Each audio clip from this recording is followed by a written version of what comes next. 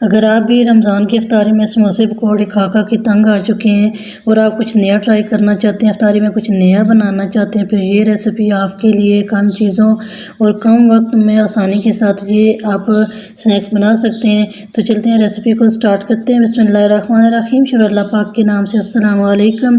तो इस रेसिपी को बनाने के लिए सबसे पहले तो हमें आलू चाहिए होंगे। आलू को आपने अच्छी तरह से धो के छील लेना है। इसके बाद हम इसके छोटे छोटे साइज़ में इसको हम काट लेंगे। काटने के बाद हमने इसको फ्राई करना है। अच्छा, फ्राई करते हुए आपने पानी में हाफ़ टी स्पून काली मिर्च का पाउडर डाल देना और साथ ही थोड़ा सा नमक अकॉर्डिंग टू टेस्ट इस्तेमाल करना है। इससे जो टेस्ट है वो अच्छा आएगा। यहाँ पे हमने आलू को बॉईल कर लिया है और अभी हम क्या करेंगे, एक बाउल लेंगे और ये उबले हुए आलू हम इस बाउल में डालेंगे। हम इसको अच्छी तरह से मैश कर लेंगे। तो ये आलू अच्छी तरह से गले हुए हैं, चम्मच की मदद से भी इजीली मैश हो जाते हैं, या फिर आप बेलन की मदद से भी इसको मैश कर सकते हैं, मैशर भी ले सकते हैं। इजीली मैश हो जाएंगे, टाइम नहीं लगेगा। तो अभी हम क्या करते हैं, इनको हम अच्छी तरह से मैश कर लेते हैं। तो इस तरह से आपने ये सारे आलू मैश कर लेने हैं।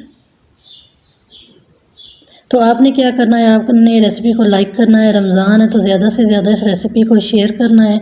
चैनल को सब्सक्राइब नहीं किया हुआ तो जल्दी से सब्सक्राइब कर लीजिएगा और अच्छा सा कमेंट ज़रूर कीजिएगा आपका ये रेसिपी कैसी लगी। अभी हम क्या करेंगे, इसमें स्पाइसेस ऐड करेंगे अकॉर्डिंग टू टेस्ट। हम इसमें सुरख मिर्च पाउडर डालेंगे, काली मिर्च का पाउडर डालेंगे, अकॉर्डिंग टू टेस्ट नमक इस्तेमाल करेंगे और कलर के लिए हम इसमें 2 चुटकी हल्दी का इस्तेमाल करेंगे। इसके बाद हम इसमें पुदीना और सब्ज़ धनिया बारीक कटा हुआ डाल देंगे। साथ ही हम 2 से 3 अदद इसमें सब्ज़ मिर्चें बारीक कटी हुई डाल देंगे और इसको हम अच्छी तरह से मिक्स कर लेंगे।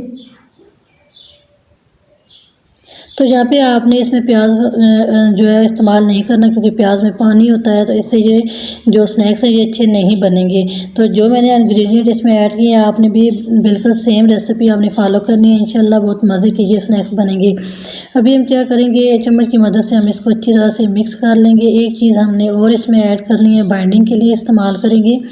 तो यहाँ पे हमने मिक्सचर तैयार किया है। बाइंडिंग के लिए हम इसमें ब्रेड क्रम्स का इस्तेमाल करेंगे। अगर आपके पास नहीं है ब्रेड तो आपने इसमें कॉर्नफ्लोर डाल देना है, या फिर आपने 2 चम्मच में बेसन का इस्तेमाल कर देना है।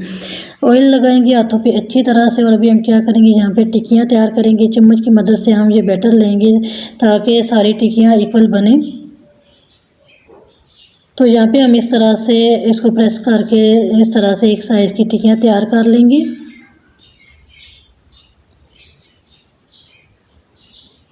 तो इस तरह से हमने ये सारी टिक्कियाँ बना के रखनी है।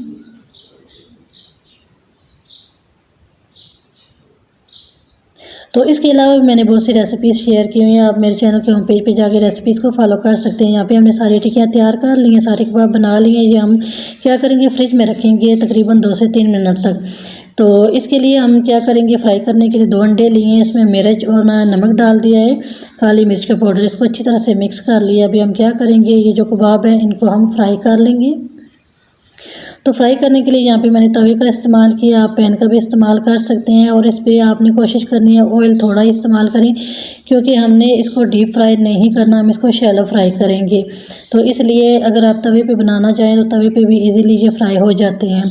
तो यहाँ पे हमने थोड़ा सा इसमें ऑयल डाल दिया है। ऑयल को अच्छी तरह से गर्म करेंगे।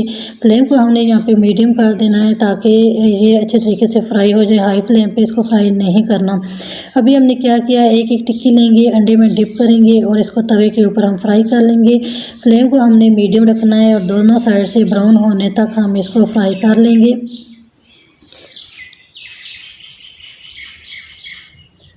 तो यहाँ पे हम एक एक टिक्की हम इस तरह से अंडे में डिप करेंगे और इसको हम इसी ऑयल में फ्राई करेंगे।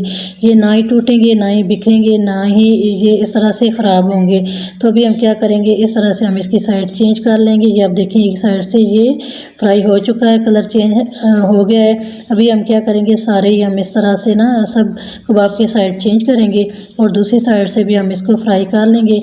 इस तरह से हमारे ये सारे आलू के कबाब तैयार हैं।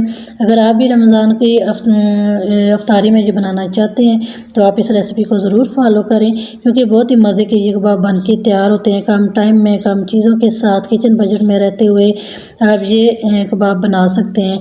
बहुत ही टेस्टी और डिलीशियस कबाब बन के तैयार हुए हैं। उम्मीद है आपको मेरी ये रेसिपी अच्छी लगी होगी। रेसिपी को लाइक कीजिएगा और चैनल को सब्सक्राइब कीजिएगा। आपको ने अच्छा सा कमेंट ज़रूर करना है कि आपको ये रेसिपी कैसी लगी है।